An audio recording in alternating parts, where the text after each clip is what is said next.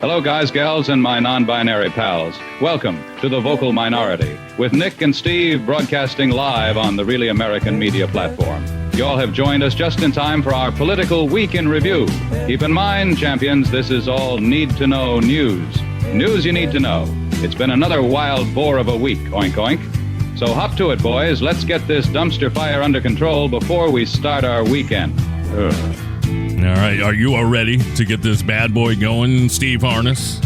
I'm ready. I was born alive. Not ready, but alive. You were born alive. I've never thought about that. You are actually born alive. That's one fact. You just already told a fact on the show. Thank you. I keep it real. A lot of people say I was born ready. Were you really, though? I kind of doubt it. I don't think you were ready for it. You were laying there, embryonic, sloppy mess with blood on your body and a connection to your mother. It's a powerful start to the show. That is the truth. Welcome to the Vocal Minority with Nick and Steve. It's our political week in review, ladies and gentlemen, and we welcome you to the show. Welcome to the show. That's right. Yeah. Indeed. Hey, you can check out our website if you're old school like that. It's thevocalminority.net. Social medias, they're out there. They're on the Tic-Tac thing. We're on Facebook, Blue Sky, Reddit, and of course, we're on YouTube, all over that thing. Yeah, doing it on the Really American platform. So thanks to all our live friends. Steve Harness is the man with a plan who will watch the chat as much as he can. So, comments on the show. We appreciate them. You can also dial a phone and make a comment. 844-48-VOCAL. Use your telephone as a microphone and get vocal with the Vocal Minority. Yeah. Welcome to a Friday, everybody. It's never a dull week in the world of politics nowadays, and this week being no exception whatsoever. Yeah, that is true. Did this week leave you feeling any more anxious than you normally feel, or how'd you skate through the week? Let's get 1 to 10. How'd you do? Well, I'm a 10 because I am. Listen, we're kind of making a living off of all this garbage right now, so that helps me embrace it. I look at it as a daily or weekly challenge to fight for humanity. So that gets me up and going. If we weren't doing this, I don't know how I would be tolerating it. Yeah, that's a good point. I mean, I don't know. I guess, sadly, we kind of look at part of this as this is all just kind of feeding the machine, right, to keep us going and keep people informed. So, I'll take it for what it's worth. Yeah. Well, we can try and give you some good news throughout the show. I don't know if we have any. We have some funny stuff. Right. Funny things are happening. So, we can comment on some of that stuff. But, let's get right into Need to Know News. This is Need to Know News. News you need to know. Hello, Americans. This is Paul Harvey. Stand by for news. Thank you, Paul Harvey. Rolling over in his grave as... I don't know, freedom of speech is under attack. The free press is under attack. We got television networks bending over backwards. It's a fun time. Can you imagine someone like Paul Harvey? Or, I mean, I don't know. Paul Harvey's a favorite of mine. That's why he's on the show. But Cronkite, can you imagine some of these folks just reporting on the news of today? I would imagine they'd be insanely disappointed. I mean, not only in the news, but of what journalism is doing nowadays. Some people are stepping up, yes. Other people are just bending over. And I would also think a Cronkite would just be, gobsmacked as to what the hell is going on in this country. Like, you think back to Watergate. That's trivial at this point. Yeah, it is. You're right. Even the Dan Rather. I mean, we had Dan Rather through... well, most of the first Trump administration, and he tried to keep things tempered and positive and hopeful. I haven't seen Dan Rather for a while. I think a lot of quality journalists were broken by all of this stuff, and Dan Rather's on the list. So I don't know. Enjoy your retirement, I suppose. But so news of the day. I don't even know where to start. I think let's start with the most recent thing going on, and it's kind of on this topic of Trump just going after everyone. And I'm starting to feel like he thinks America, whether it's businesses or colleges, that we're just like a piggy bank you can sort of hold upside down and shake out until a bunch of money falls out. Completely. I mean, in every aspect of everything. I heard this great reporter from the BBC. I wish I knew her name, but to be honest, I'd never seen her before. I saved her to my favorites, but I don't know her name is my point. She was talking about the fact that, everyone's saying like, Trump has done all these wonderful things. And even Caroline Leavitt calling for a Nobel Peace Prize, all these maggots. Like, it's time for Trump to have a Nobel Peace Prize. No one has ever, in the history of Nobel Peace Prizes, there have been people who have received it that haven't deserved it, but no one has ever begged to get a Nobel Peace Prize the way Trump is. She made the comment, like, if he gets it, I can just see it now. He will no doubt have people come to the White House and charge $500 or whatever to take a picture with the Peace Prize. He'll turn them into belt buckles, and that's true. Yeah. I'm on the fence. Part of me thinks just give him a freaking Peace Prize so he'll shut up already. But no, we cannot reward this man with that sort of honor. Anything that Obama got, he wants, and I want him denied as much as possible. And I don't know. I haven't read the fine print on the Nobel Peace Prize rules, but can convicted felons win a Nobel Peace Prize? Is there anything that eliminates you? Who knows, dude? I like to compare it to like the Rock and Roll Hall of Fame handing out, an award to Hanson. It just makes the award null and void. So if he does get a Nobel Peace Prize, it'll just become a joke. Like, no one will really think it's a serious thing anymore. So yeah, no, it's very fair. So the latest in the Trump versus humanity thing. So we've been watching him go after the elite colleges, the private colleges, Harvard probably being the biggest one. But this week he turned his sights for the first time on a public school, a public college, and no surprise, it's in the state of California. Oh, really? I'm new to this story. I haven't heard this story. So, yeah, Bring it on, dude. This is kind of exciting because I can't imagine how he would fit into that. I don't know. Exciting is the right word. Probably depressing is a better word. But. Okay. Yeah, well, okay. So welcome to it then. The Trump administration is seeking $1 billion. Yes, I said billion with a B. A $1 billion settlement from the University of California, Los Angeles, better known as UCLA. This is according to a White House official today. So here's the deal. The Trump administration suspended $584 million in federal grants earlier this week after the U.S. Department of Justice Civil Rights Division announced it had found UCLA violated the Equal Protection Clause of the 14th Amendment. So here's the thing. Last month, UCLA reached a $6 million settlement with 3 Jewish students and a Jewish professor who sued, arguing that the university violated their civil rights by allowing pro-Palestinian protesters to block their access to classes back in 2024. So I've heard a lot of Trump talking about everyone's anti-Semitic all of a sudden. I think that's an easy bell for him to ring. Sure. It does appear that UCLA did step in it to some extent. I mean, that's a $6 million settlement they came up with. Okay. But then why does Emperor Trump, is this what we're doing now? We're just going to let, some sort of civil matter work itself out, and then the emperor is going to step in and issue additional penalties to you? And if the settlement was for $6 million, where did he come up with $1 billion as his sort of counteroffer, what he would like from them? Okay. To answer your first question, that was my first thought. Like, it's done and over with. Like, they settled it in court. Second answer to your second question is that's what they call a statement lawsuit. My wife sees them all the time. She's an attorney.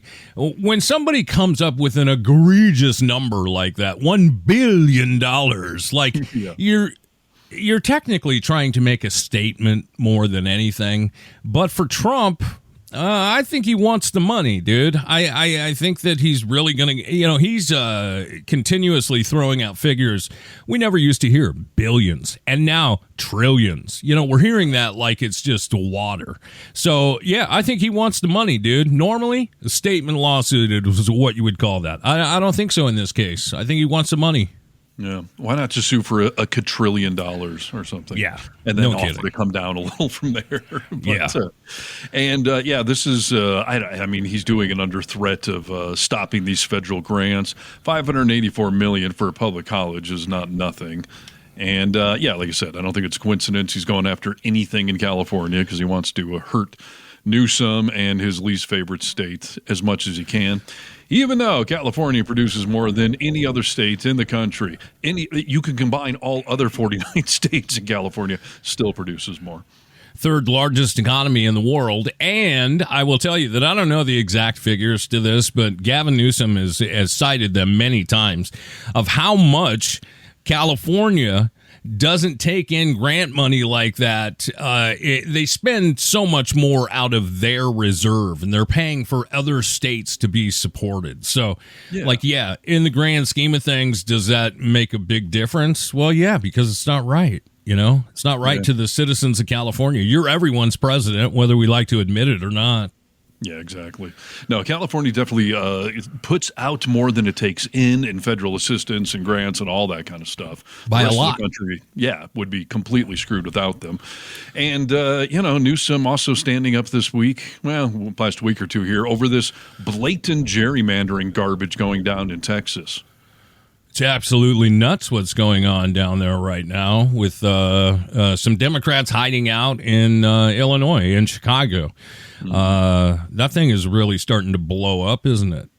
Yeah, I can't wait to see how it ends. I mean, these Democrats cannot possibly just stay gone until 2027, go past the midterm election. So I appreciate the showmanship that they're doing, but I don't see it ending well. They're going to have to go home eventually. And this garbage of the FBI looking into them, they've not broken any law, certainly not any federal laws. So that's just a complete overreach and abuse of the FBI by none other than cross-eyed Kash Patel. Yeah, and Greg Abbott's already threatening to take away seats, like elected seats. What's going on down there is crazy. If you don't know what's happening down in Texas, what would be the easiest way to describe it? They're just trying to redraw some lines to pick up more seats? Is that the easiest way to say it? Well, they're calling it redistricting, and what it actually is gerrymandering, obviously. And I saw Abbott, speaking of someone who needs a seat taken away from him, sorry, wheelchair joke, he's trying to say that he wants to make sure everyone's entitled to their vote there in Texas. And obviously everyone can vote in whatever district they're in now. The blatant reality is that Trump is worried about the midterm elections next year. So he went to Texas because they have loose laws that allow this sort of garbage. Normally you redistrict every 10 years with the census, but they decided to do it now. And as we know, they got 5, if it passes or when it does eventually, they'll gain 5 seats. And part of me hopes Texas sees that garbage and votes those 5 seats Democratic. I mean, that would be hilarious. But, obviously it's being done for partisan reasons to essentially rig a national election. And the irony is Gavin Newsom is threatening to punch back, and so is, I believe, New York State and Illinois. But all of those states have laws in place that sort of make it hard for you to do this because we don't like gerrymandering. So we set certain states up so you really can't do it. But now we want to do it for, noble reasons to try to offset the garbage that side's pulling. And it's going to be difficult. I know New York probably can't do it until after the midterms. I think you're right. And also, let's make the point that not only is Kash Patel looking into this, but he was instructed to hunt them down. He's looking into it. We're making inappropriate jokes today. It's a little blurry when he looks into it, but he's looking into it. Usually they say when eyes are bulging like that you're a cocaine freak. That's usually what causes either that or wet AMD. Something like that. Right, yes, but cocaine would be my guess. I don't know. That's not, it's just a guess. So yes. Yeah. But my point is he was instructed to hunt them down like their dogs did. It just everything. I just think that's not real. That can't be real. Well, for hunting down dogs, I mean, obviously Kristi Noem should be heading up that task force. Right. Yeah, I think you got the wrong man or woman on the job. Yeah, exactly. So, yes, Trump continues to overexert his authority in an attempt to shake money out of anyone and everything. And I'm really getting sick of people bending over for him and coming up with these settlements. Major colleges, Columbia's done it and Harvard's doing it and businesses are doing it. He called on the head of Intel to resign this week, like the president putting his thumb on the scale of a private business and trying to force out their CEO. It's And I don't care if he's warranted or not. Like, what happened to the Republican mantra of states' rights or not interfering with businesses? Like, let business do what it is, free market. So if Intel wants to fire their CEO, I'm sure they can. You don't need the president weighing in on that, let alone trying to force it. It's a funny thing that you bring up. I've got a little video I'll play for you that piggybacks off of this. First of all, we'll talk about the fact that not only is stuff like Steve just mentioned happening, but when you're talking about kissing the ring, bending the knee, lubing the butt cheeks, as it were, Tim Apple, or we call him Tim Cook, but Trump calls him Tim Apple. He came into the Oval Office today, or not today, this week rather, and brought in a nice little present with him. Let's see this video. Engraved for President Trump. It's a unique unit of one. It was designed by a U.S. Marine Corps corporal, a former one, that works at Apple now. That's good. He's done well. Designed it for you. And the base comes from Utah and is 24 karat gold. Congratulations, Thank you Mr. very much. President. It's Thank you so fantastic. much. Isn't that nice? We're doing these things now in the United States instead of other countries, faraway countries. Okay.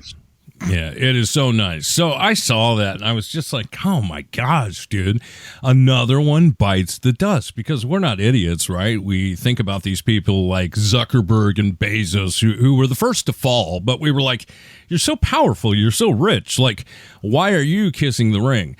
I saw this influencer that made a point that I thought, I haven't really ever thought of it this way before. Okay, now normally I would never say anything nice about a billionaire ever, but you know what? That move that Tim Cook pulled today, I see you, Tim Cook. You know what? You're not as stupid as the rest of them. Now, in case you don't know, Tim Cook pledged to invest $100 billion into the U.S., and oh boy, was the Orange Clown so excited to announce that. And not only that, Tim Cook brought the Orange Clown a fun little trophy with his name on it and like some gold on it, because he loves gold. That's his favorite color. Now, the Orange Clown was so excited to say that companies like Apple, they're all coming home. That's what he said. Except they're not. Those companies are never coming home. By now, I think most countries and most people have figured out how to deal with the Orange Clown, which is basically you kind of placate him, you give him some fake promise that sounds really good that he gets to say on TV, and then he leaves you alone. Nothing he promised them is coming true. No tax on tips. No tax on overtime. Those Doge checks. Free IVF. Remember that one? They're not getting that. But now here's the reason that I kind of respect Tim Apple. He already pulled this move on the Orange Clown one time before. Do you guys remember in 2019? So Tim invited the Orange Clown to come tour this brand new Apple facility that was making computers. And the Orange Clown got to run around and say, look at me, I'm the best president ever. This is happening because of me. Here's the thing. That factory had been operating since 2013. And shortly afterwards, they moved that entire operation to Thailand. So, dude, what do you think about the fact that people are just placating him with a promise? Because a lot of these promises, like she mentioned a few that even Trump has made, that's, kept MAGA involved, kept him excited, but don't come true. And a lot of these things, take the Coca-Cola, for example. They say, we're going to use whatever type of sugar, we're going to change our formula. Yeah. So that hasn't happened. We haven't heard about it for a while. Like, what if these companies, just for safety's sake, are placating him until he forgets? Yeah. I mean, it would be a smart move because he is gullible. And I'd stop calling him a clown there, Blondie. Like, that's very insulting to clowns. We've established that already. So stop with that. But, listen, it's an easy trick to pull. And she is right. You give him something shiny with his name on it, and he will just be fixated on that. And I wonder if it is a 24-karat gold base or if it's spray-painted gold, like all the crap in the Oval Office in the background of that video. But, no, she's not wrong to either say we're going to do something and then you just pretend it never, I didn't mention that before. See how long you get away with it. Or it's something your company was going to be doing anyway. You were going to already open a new factory or invest more money into AI or something. And then all you got to do is just tag his name on it. And yeah, you get so much latitude with that guy if you do lick his orange little clown sack. So yeah, she could be exactly right. I'm going to be looking at, because you know what? I'm so pissed off at every person who steps up and appeases him or tries to give him a little glory with things that they're doing. I'm pissed off, but maybe I'm going to start watching a little closer to be who's playing chess here, who is appeasing him to keep him off their back, Right. No, and I will tell you, people like Tim Apple are in a very, they're in a shitty situation because they are running very large, very profitable corporations. And you got to straddle that line between standing your ground and what is the cost of doing business. What's the difference between paying a new tax or paying some money to this jackass to get him off your back? Isn't that what we pay the government for everything, basically, to get them off our backs? Exactly. And you brought up a good point with me a long time ago. Having never been a large business owner, you said, some of these people are worried about, they got employees to worry about. They're thinking about not only the runnings of their companies, but, all the jobs that they're sustaining. So I get it a little bit, but not a whole lot. No, that was always my criticism of good old Elon Musk over there at Tesla, that people like to say he's some sort of genius or whatever, but he's a terrible boss because he has said multiple times, like, I don't care, cancel your advertising, don't buy my car. Like, he's going to go home to the mansion at the end of the day anyway. But you're a terrible boss if your first concern is not your employees, your investors, your shareholders, all that kind of crap. So I don't care what you did invent or anything else. If you're doing wrong by your company, you're not a good boss. And, talk about F around and find out. I mean, Elon Musk is officially I just read the survey the other day. He is the least popular person on the planet. Not just in America, the least popular person living on Earth today. And Tesla is down just huge to the point that another article I was reading, like, Tesla may not survive 2025. Yeah, I would like to take partial credit for that. All us Dems, all us libs, I'd like to take partial credit for that. But in the end, I mean, he did it to himself. I mean, all we did was call out disgusting behavior, right? And stayed on it. He was warned repeatedly that you are destroying your reputation, you're destroying your companies, and he did not care. And I don't think he still does care. So yeah, some CEOs can get away with it, but as we've talked about before, like, I don't see Tim Apple up there on stage with Donald Trump, whereas Elon Musk was right up there and, front and center. So he deserves a little more brunt. Yeah, he does. And the chainsaw thing that he said, in hindsight, I think that may have lacked empathy. Yeah, right. Yeah, so. I don't think you really know what empathy is, but good try, dude. Exactly. So, all right, there you go. Pretty interesting stuff. You talked about school a little bit. I've got a video that I want to play for you, Stephen Harness. You know who Charlie Kirk is, founder of Turning Point USA. I mean, I wish I didn't. And I will honestly tell you, I don't think I've ever watched one of his videos that I see circulating online, and I sure as hell have never actually sat down to watch his podcast. He goes to the college campuses a lot, right? Yeah. I was thinking, I mean, he's an asshat completely. I mean, he's good at what he's done. He's riled up a base and he's got a huge following. But that said, I would like to make a remark on his barber. Like, his barber, it's time to retire, bro. His hair is just, every time I see him, I'm just like, what is that? So anyway, here's this video of Charlie Kirk, and somebody at one of the college campuses asks him a reasonable question. Do you think that there should be free school lunch for all children? No.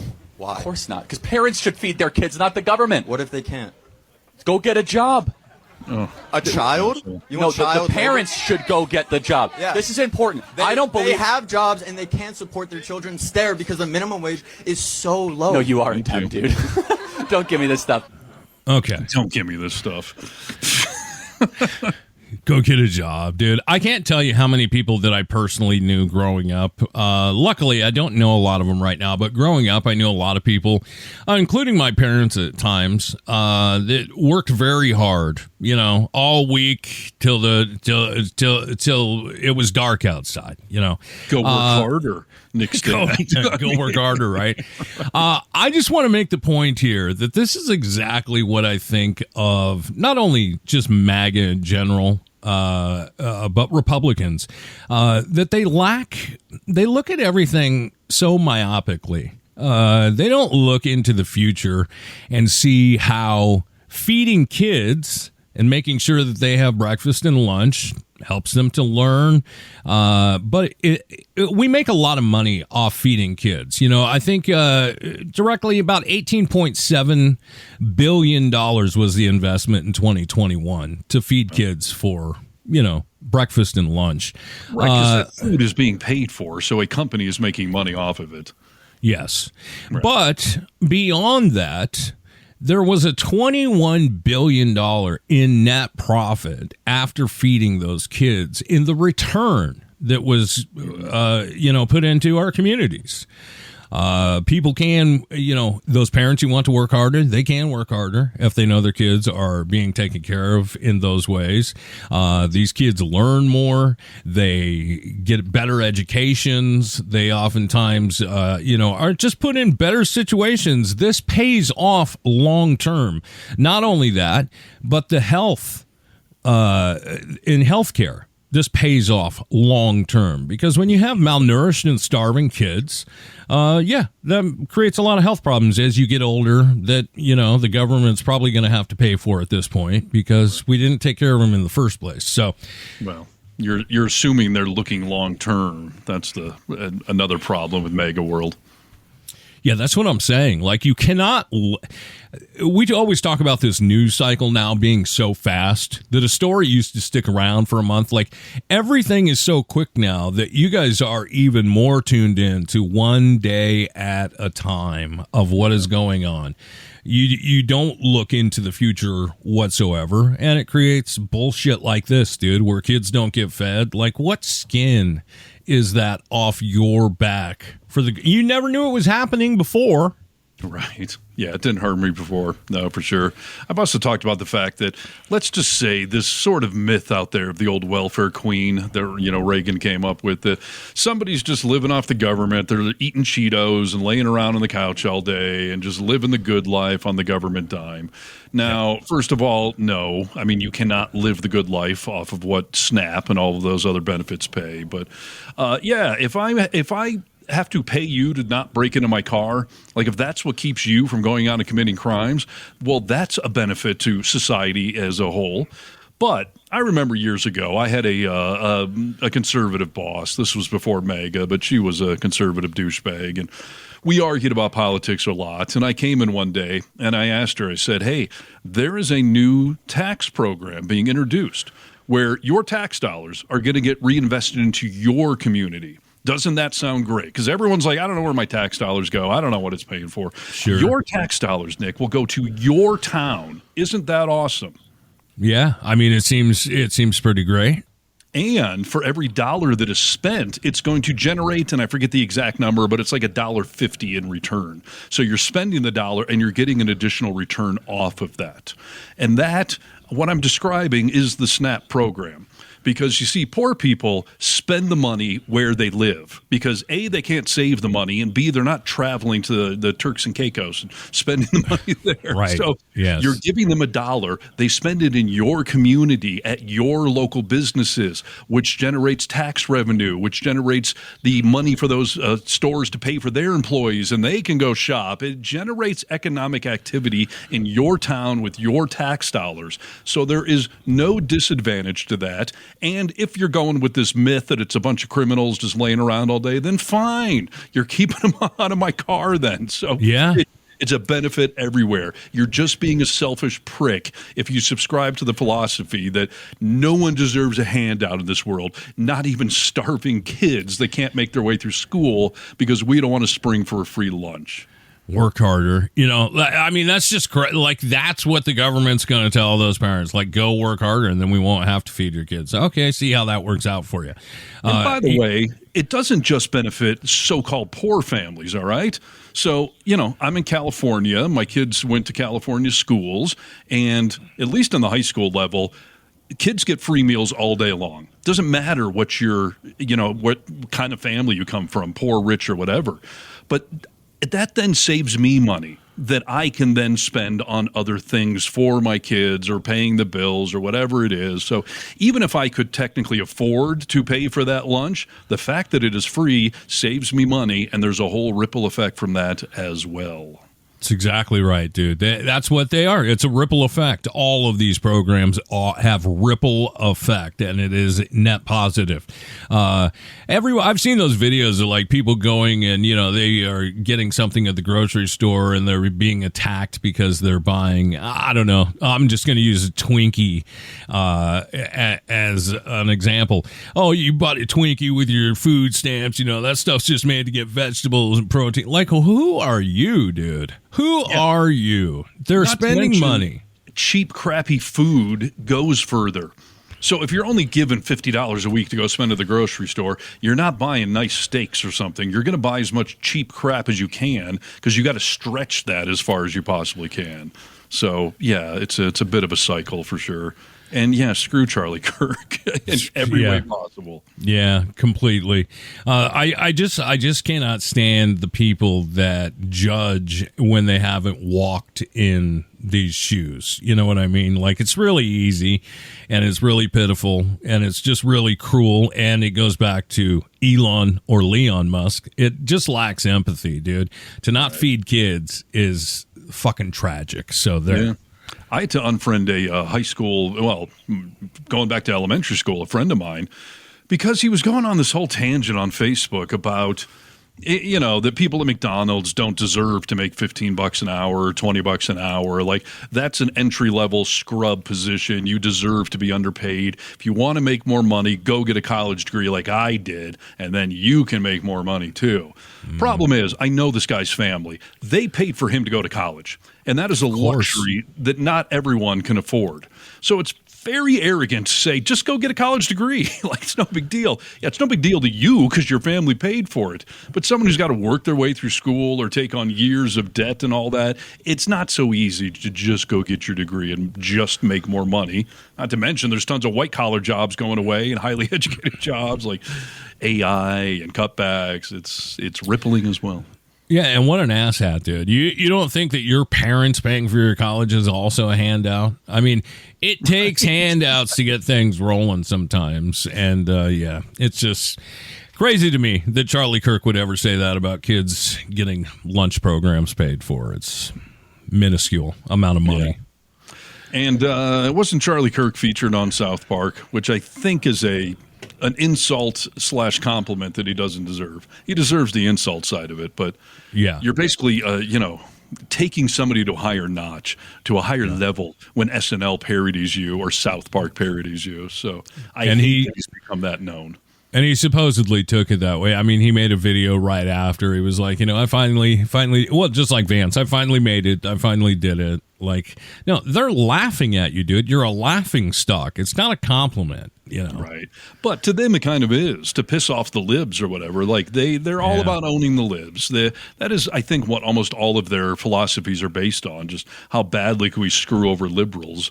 Yeah. So you're up there like Satan, and Satan's famous enough too to be on South Park, but I don't think it's a compliment. But here we are.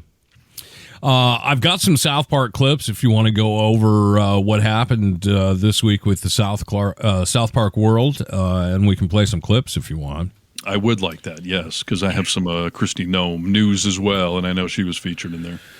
Okay. All right. We'll start off with the Kristi Noem section of South Park. I don't know, dude. Everywhere I've watched this video, most people have been giving a trigger warning because, I mean, if you don't like to see animal cruelty, even on an animation level, like, you probably don't want to watch this. Okay. So, yeah. But here's Kristi Noem's starring role in South Park.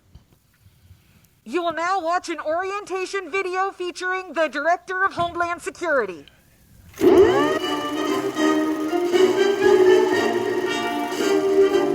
Welcome to the team, recruits. I'm Kristi Noem, head of Homeland Security. Oh, she seems nice. Okay, very pretty. A few years ago, I had to put my puppy down by shooting it in the face. Because sometimes doing what's important means doing what's hard. Whoa, whoa! Now we'll ask the same determination of you. Because detaining and questioning people is never easy. Oh, God! As the face of Homeland Security, I'll be leading the way. And together we'll make sure everyone is in this country legally. So let's get out there and get them, recruits. Together we can make it happen. Wow. Pretty spot on, right? Yeah. I mean, first of all, you sort of brought that upon yourself by being the puppy shooter and being proud of it and defending it. And I don't know, did anyone get a total count how many puppies she shot in there? I know she shot one in heaven. That's got to be an extra sin or something. Yeah. I would think so. But yeah, so Kristi Noem said that after she saw that it's so lazy to just constantly make fun of women for how they look.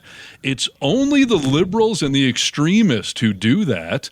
If they wanted to criticize my job, go ahead and do that. It's only liberals that criticize the way women look. I wish I could think of a MAGA example of somebody who criticizes the way women look. I'm just blanking. Rosie O'Donnell. Yes, yeah, dog face, not my type. She's ugly. Like, yeah. I love the lack of self-awareness in MAGA land where they say shit like that only liberals and extremists would make fun of the way a woman looks, where they're working for Trump, who's been doing that for his entire freaking life, or that they say, like, no one's above the law in this country. Laws apply to everyone while they're working for that guy. Like, I mean, it's hilarious. And what was like F your feelings? I mean, we've heard that plenty of times. I will say that I have a harder time making fun of someone's looks when I'm just making fun of the looks that, God or birth gave them. Like, you have manipulated yourself into, I mean, I don't want to use the word clown because, again, that's an insult to Bozo. But, I mean, you have manipulated your face into looking the way it looks. Well, and she's made a almost career at this point out of modeling for all of these different little roles she takes on. Yes. I mean, I've got like 50 pictures in my folder right now of all the different outfits she has had because I'm constantly using them for various videos and stuff. And yeah, so maybe don't make your looks and killing puppies your entire image, and maybe then South Park will not be making fun of it. Because Matt and Trey, they're not just going to make fun of you because you have a lazy eye or whatever. Like, they're not just being dicks about it. She has made her looks and made shooting puppies front and center. So completely, that's what they're going after. And I know you hate it when I say this, and I hate it too. God, she is good looking. Sorry. It's not an endorsement of her, but she is a MILF. I'm sorry, okay? I think it's disgusting, dude. I think that's so disgusting. That you cannot see past. Like, of course I can. You can't. You still get a boner, dude. You still get you still chub up a little bit when you see her. And B, the fact that she is so collagen and filled, and just her face is all distorted. Like, it's just, I mean, it's not for me. I mean, it's not for me. There's some Ice Barbie looks I like more than others. And no, I'm not blinded by the horrible person she is. I've been criticizing her for years, even before she became Trump's, lapdog here. But I think it's disingenuous to just pretend like my eyes don't work. Okay. No, dude, you don't have to pretend like your eyes don't work. It's just the fact that what is standing in front of you still makes you horny, and I don't understand it. I don't understand how you can be horny by that. Listen, she's not in my spank bank or anything, okay? I'm just saying I have two eyes. And Carolyn Levin, too, like, I'm not trying to marginalize women or anything, okay? I'm just stating a freaking fact here. She is an attractive individual, okay? Not the only one that has thought that or said that, but it drives me a little nuts. Did you see that creepy video of Trump like talking about Caroline Leavitt's lips? Her lips are so sweet. And yeah, you're not objectifying women. You're not trying to, but maybe you are. Again, I'm not trying to say that Trump is right about anything, but he picks attractive women for roles. That's almost, I feel, his main, if not only, criteria. So I'm just stating the obvious. If a farmer has a field full of red apples and I say, hey, those are red apples, am I wrong now? Am I not supposed to see the obviousness? No, it's just subjective. I guess if you knew that apple was rotting from the inside, you wouldn't still say it's a beautiful apple. You'd say that is one sick apple, man.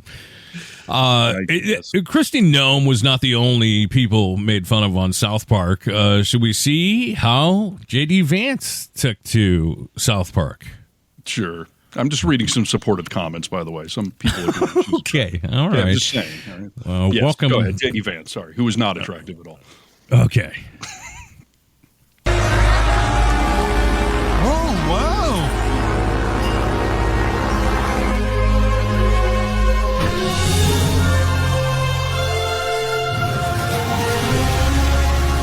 Fantasy Island. Who remembers that show? Relax, take a load off. Boss, the plane is here from Immigration and Customs Enforcement. I know, stupid. Let's go.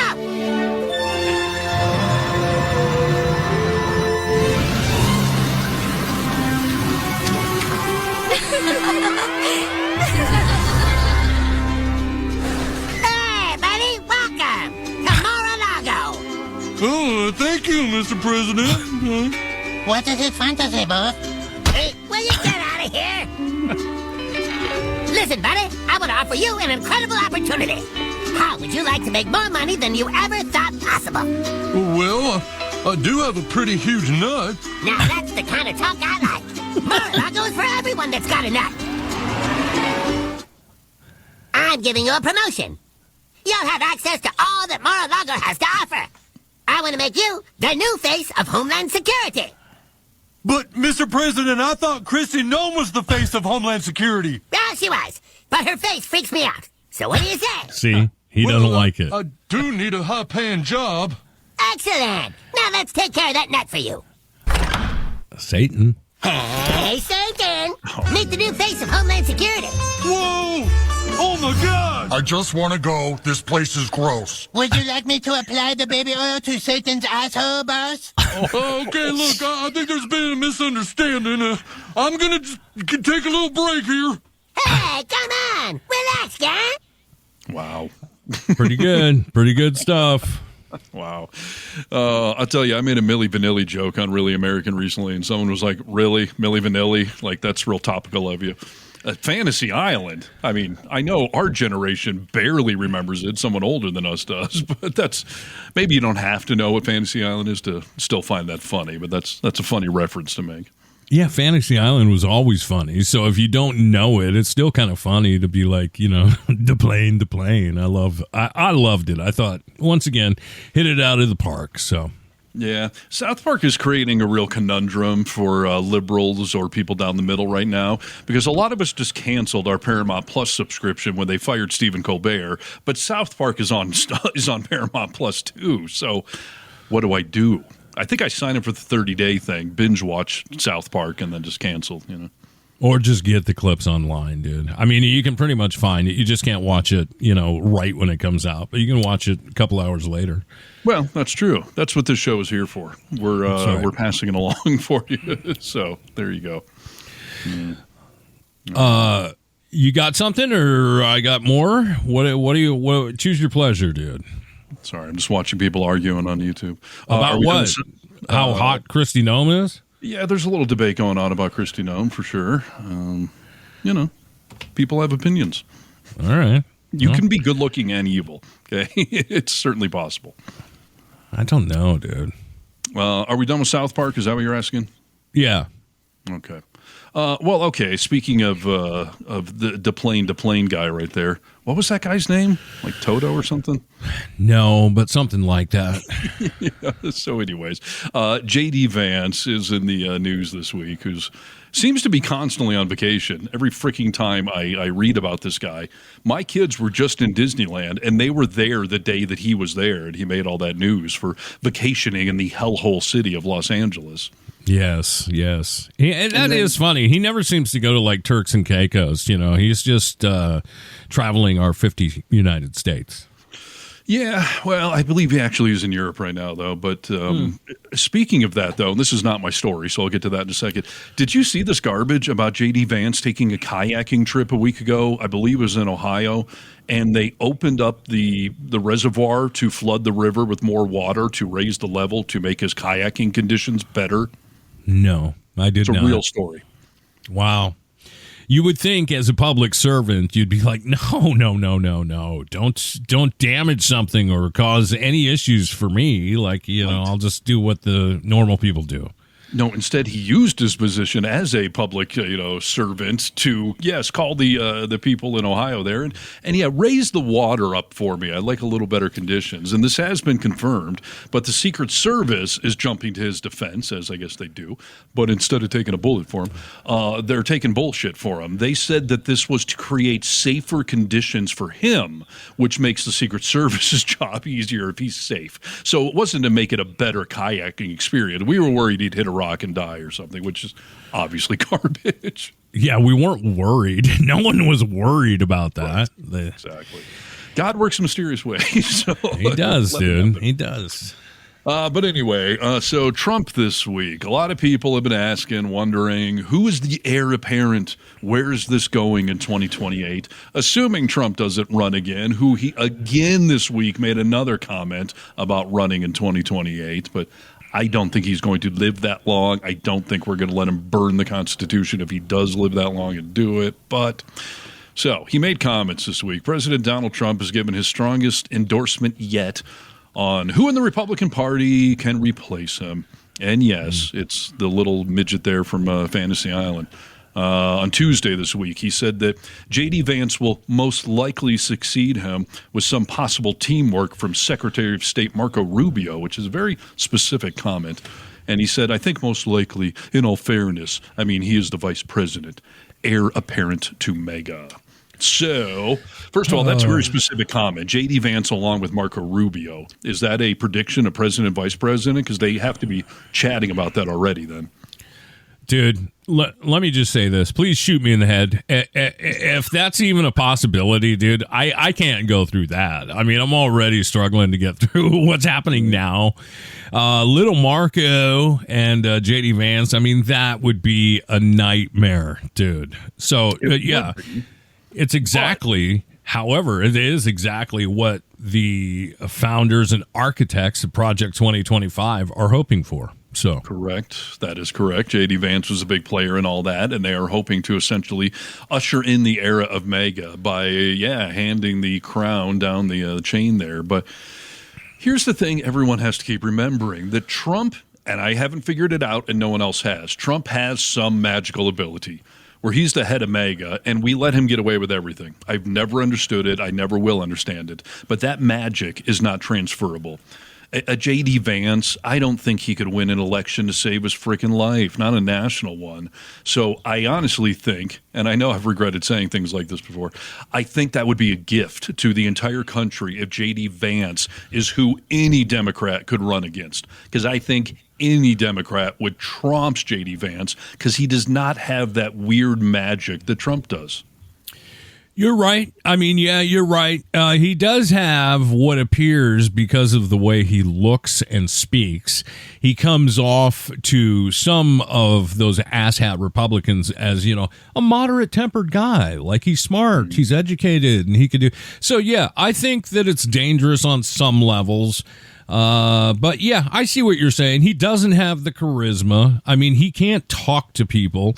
Whenever he tries to use Trump's put downs and kind of get in the locker room, he sounds like a buffoon. You can see right through him. So yeah, I think you're kind of right about that. Yeah, I just don't want somebody to run in 3.5 years that has some sort of charisma. And I don't know who that is exactly. It may not even be a current Republican, but we don't need some other Trump-like figure, some other celebrity or tech billionaire, somebody that's got some charisma. We don't need that. So if JD Vance and Marco Rubio are who we have to go up against, I like my odds. So let's see what happens. That's a good way to look at it, dude. I hadn't thought about that. We'll have to wait and see what happens. But you're right. There is no charisma on that ticket. And, all the people that lust after Trump that never voted before, but now voting is more important than anything, that will go away when that magic of Trump dies down. We saw, you can even look at it with Elon Musk. Elon tried to get into that pond and swim with the insults and, acting just like Trump and being a part of that. And he was outed fairly quickly. Right. My other worry, though, about JD Vance potentially running in 2028 is, as I predicted here on the show a week ago, JD Vance could run in 2028 as the incumbent president. And incumbents always have the upper hand. They have an advantage. By which I mean Trump may die in the next 3 years, and JD Vance will be the president in 2028 and will be running as the incumbent, which that would be a much scarier situation in a lot of ways. But then again, Trump's gone, so that's a mixed blessing right there. Yeah, I'm riddled with anxiety over what's going to happen. There's so many different ways things could play out, but all of them are somewhat dangerous. So the midterms are going to be very revealing. Yeah. There's a discussion going on about gold plating in the White House in the chat room there on YouTube. And people, I posted a video this week. That stuff in the White House, it's a straight up fake. Like, people have matched it to things you can buy at Home Depot, like frame for frame, and you spray paint it. And Trump did this whole thing where he spontaneously was like, you can't paint something gold to make it look like real gold. Like, why would he mention that just randomly? Because obviously it was on his brain because he's staring at it going, that's spray painted gold. So I better tell this reporter that you can't do that. No one's been able to do it, invent gold paint. They've never perfected it. Never looks just like the real thing. Yeah. Hobby Lobby would beg to differ. So, Home Depot, Hobby Lobby, that's where all that crap comes from. So, and it's just, every time I see the Oval Office, it looks more and more ridiculous. It looks like a college kid's room, posters. It just like posters everywhere. And it's just anytime you add a cherub to a situation, like, things have gone awry. Right. And am I really supposed to believe all of those cherub things and all of those frilly accents? Those are all 24 karat solid gold. Yeah. There's $20 million worth of gold accents apparently in the Oval Office because that's a practical use for your gold. And and if anything, that should piss you off if the president has that much money and he's flaunting it, right? Yeah, take that cherub down and get a vet a hot meal for the next 10 years. Yeah. 100%. It's funny because we've haven't talked about Epstein on this episode today, and we're not really going to talk about Epstein on the podcast today, except for a very brief moment. There is, I hate to call him an influencer because I think he's so much more than that. But do you know who Tizzy Ent is? I do. Okay. He's all over TikTok. I've watched a lot of it, but we feature some of his videos on Really American. Some of the hosts will take some of his videos and, give him props and research. Yeah. So I thought this was, here's just a short video of him talking about a survey that was recently taken that floored me, blew my mind, and maybe it'll blow yours. So a research group called Ledger 360 recently released their findings from a series of polls that they took that they titled Trump, Epstein, and the American Party. And one part of this in particular really stood out to me. A section titled Potential Impact of Trump's Implications on the Republican Voters. This is what was asked. If Donald Trump was officially implicated in Jeffrey Epstein's sex trafficking activities, would that make you more likely to vote for another party, or would it not affect your vote for Donald Trump? And out of polled Republicans, 47% said it would not affect my vote for Donald Trump. Mm-hmm. Okay. 47% were perfectly fine and would still vote for him if it came out unequivocally that he participated in the trafficking of children. My friend, USMC Angry Veteran, pointed out that if we're just talking about the people who voted for Donald Trump in the last election, if that 47% represents just them, that is over 36 million Americans. Over 36 million Americans don't think sex trafficking of children is a deal breaker for the person who runs the country.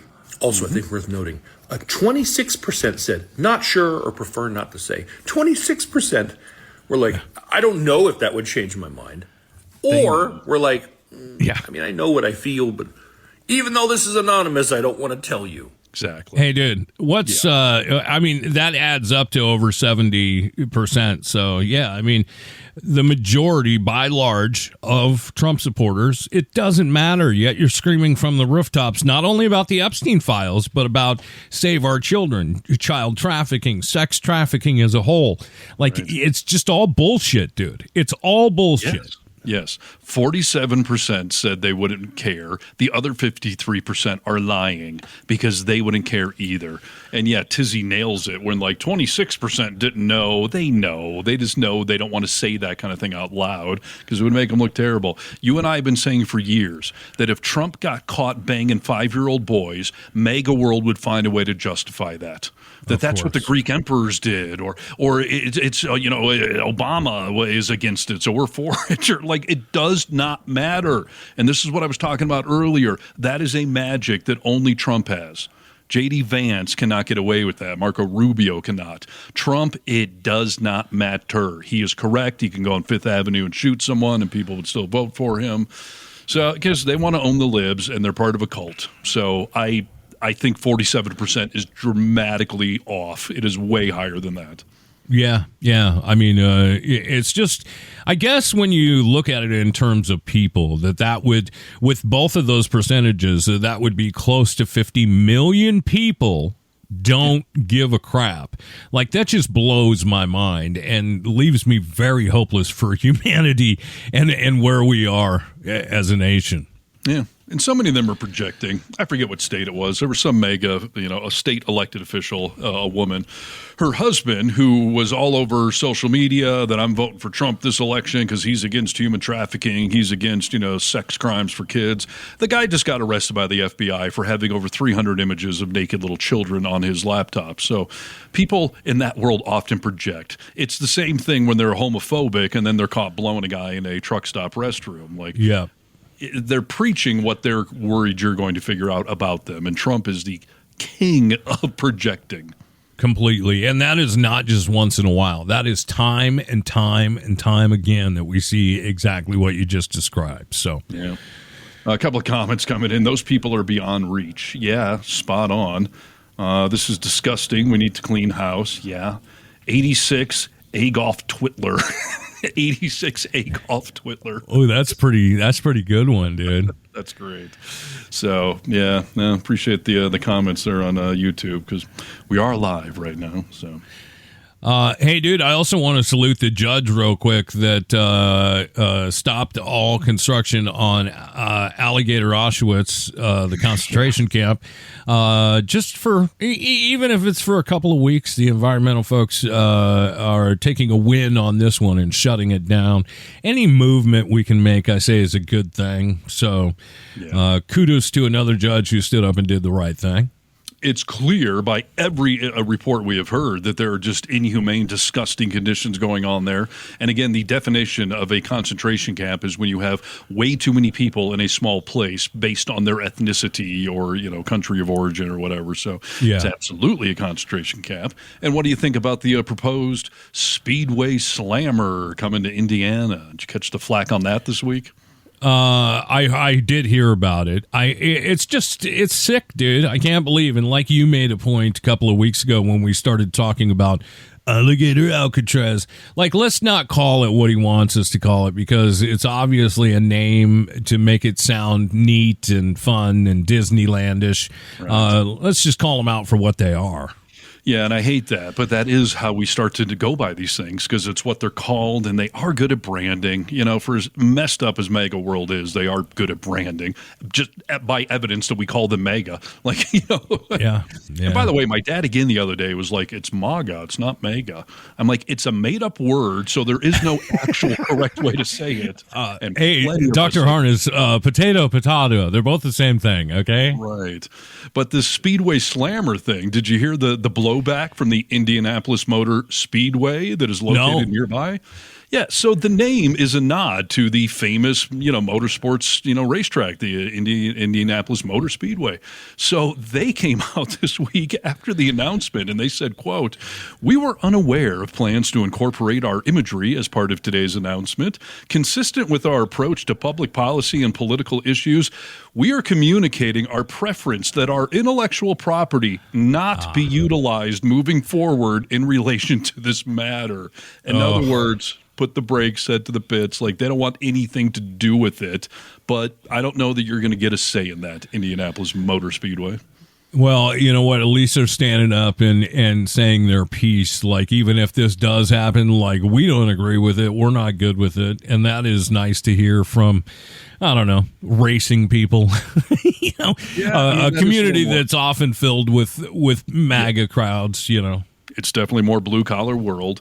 And they join the long list of musicians that have also had to say after the fact, hey, you didn't ask for permission, and I wouldn't have given it to you, so stop using my intellectual property, my copywritten stuff. Like, that is a law. You're not allowed to just violate copyright laws, yet the Trump world, like so many other laws, it's like, we will ask for forgiveness if you're lucky. We will never ask for permission. And they don't even ask for forgiveness. When have you ever heard Trump apologize for something? So they just don't ask. That's all it is.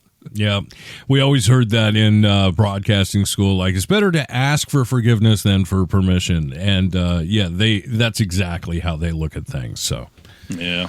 Well, there you go. Yeah. That's a full week. I still got 10 more things we could talk about, but, on we go. Got so many more things to talk about. But, hey, that's enough depressing news for 1 week in the U.S. of A. So we thank you for joining us. Hey, some real quick good news. We discovered water on Mars, so life used to exist on Mars. That's cool. There's also an unidentified object coming towards Earth that is on a trajectory towards us. It's going to get here in early December. Some scientists think it is a non-organic thing coming our way. FYI. Could be the next Republican candidate for president, dude. We don't know. That's all we need is some charismatic. Well, no, he would be an illegal alien, so that would never fly. Wouldn't work, dude. He wouldn't work. He wouldn't be white. Maybe you can run for Democrats, though. We're fine with all that. So if you're a charismatic alien coming to Earth by December, then come on down. We could use some new talent in the pool. New ideas, yeah. All right, guys. Well, as always, we appreciate you listening and checking out the podcast. Thanks for all your comments. Check out our social medias and our webpage as well. Yep, thevocalminority.net. You can find our individual pages on YouTube and TikTok and all those kinds of things. And then, we're part of the Really American team here, so check out the short-form videos. Check out our podcast on the Live tab and all the other shows. It's a great lineup we got going on here, so browse around and have fun. Subscribe to the page and have a fantastic weekend. Have a fantastic weekend all. And we say bye-bye. This has been another production of The Vocal Minority with Nick and Steve. Don't forget to check out all the social media, as the boys are on most platforms. Thanks for being part of the resistance, part of the pushback. Champions all around. Good day.